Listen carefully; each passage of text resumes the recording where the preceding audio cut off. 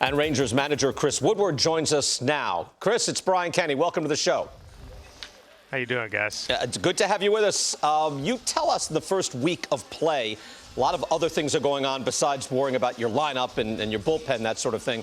What's been the biggest challenge in these times with everything else going around? Yeah, there has been a ton of challenges. Obviously, with COVID and having to take care of all the precautions, we've been pretty diligent in that way. We've been talking to our players about this for a long time, so we've been pretty good so far. Obviously, with the social injustice stuff, we've had many conversations. We knew it would take away a little bit on the field, but we felt they were important to have, and I think it was pretty powerful in just the messages that we've shared with each other about everything. And our group is pretty tight, pretty united.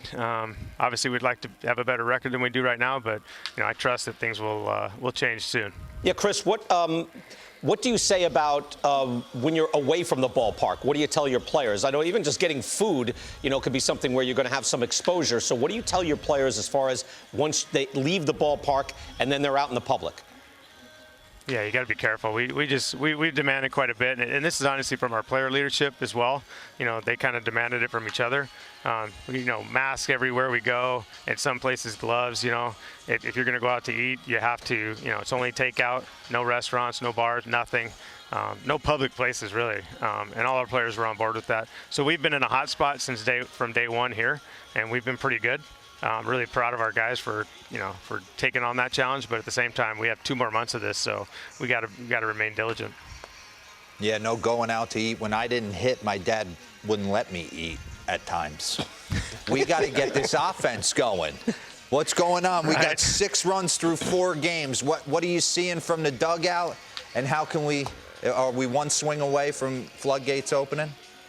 Yeah, I think, D-Row, like when hitting's kind of fickle. So, we prepared ourselves the best we could. I felt like our guys got a ton of at-bats in our inter-squad games and then against Colorado before the season started.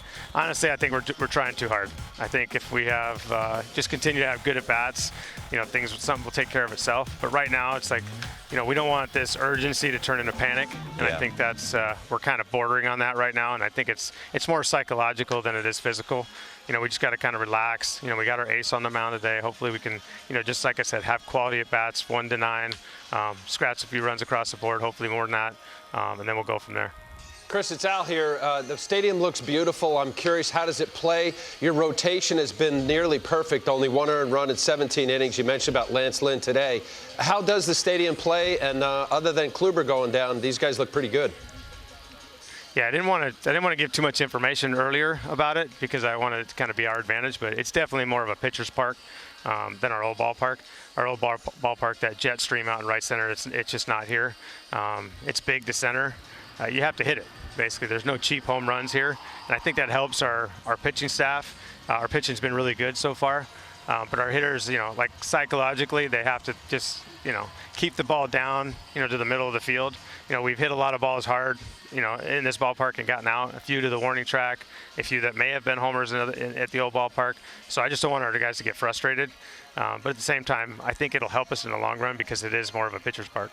You mentioned about Lance Lynn, who's pitching today, and I'm going to do a breakdown later. Maybe you can help me with your analysis.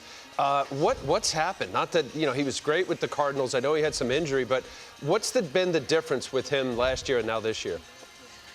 I think that, his openness to kind of, he's a primary fastball, he loves his fastball. But the thing is, he throws, 2 or 3 different types of fastballs. And I think nowadays, with so much information, it's hard to be predictable when you have a 4-seamer that has a ton of vertical ride on it and then a 2-seamer that has a ton of horizontal. And then he's got a cutter to go with that. So he could literally throw a fastball every pitch and have success. He also has a breaking ball and a changeup, but his ability to manipulate his fastball and throw it at the top of the zone when he knows the hitter's trying to, get on top of his sinker or get below his sinker or vice versa. I think that's made a huge impact in just how he uses his pitches. And he's got an elite extension. He's got a lot of positives, obviously, but knowing how to use those now, you saw it last year. He was an elite guy for us.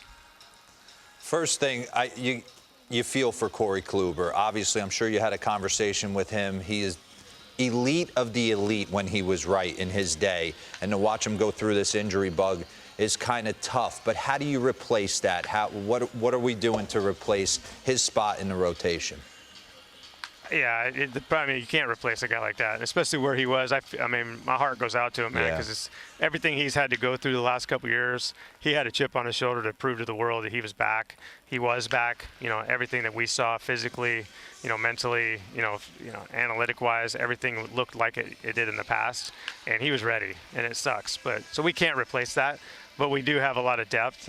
We have a lot of young guys that, you know, maybe you guys don't know about that we believe in that are going to have to step up. And I think that's what I love about the game. It's kind of how I got my start. And I know that a lot of guys are hungry on our roster to kind of come in and fill those shoes. Chris, it's a 2-month season, so it's pretty quick. But it's not that quick. And there are 8 teams from your league getting into the playoffs. What's the approach as far as taking all that into consideration? Yeah, I think that helps. I just said it earlier. You know, psychologically speaking, we can't panic.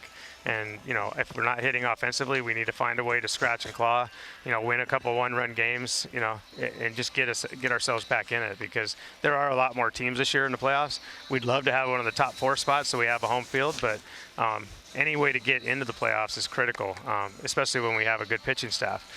We could win. So just trying to keep that, you know, button off the panic, keep your finger off the panic button is huge. Just, you know, try to grind every game like it's, you know, basically a playoff series. What are your thoughts on your own uniforms? Yeah. I'm not a big. I do. I like them a lot. I told our guys the other day the baby blues I'm not so fond of right now. We lost Corey Kluber and lost a game, so I don't know how I feel about them just yet. Kind of on the fence on that one. But everybody likes them. They love the new look. In fact, the baby blues, a lot of guys, you know, felt a little bit retro, and they love bringing those back. They're pretty popular with the players. Those were stunning. Those were stunning, yeah. Chris. Let me tell you, I was always like, we need to have a few more positive things happen, though. That's the only thing. Yeah. All right, Chris, good stuff. We ran the gamut here. Best of luck this afternoon, and best of luck rest of the way. Thanks for speaking with us. Awesome. Appreciate it, guys. Thank you.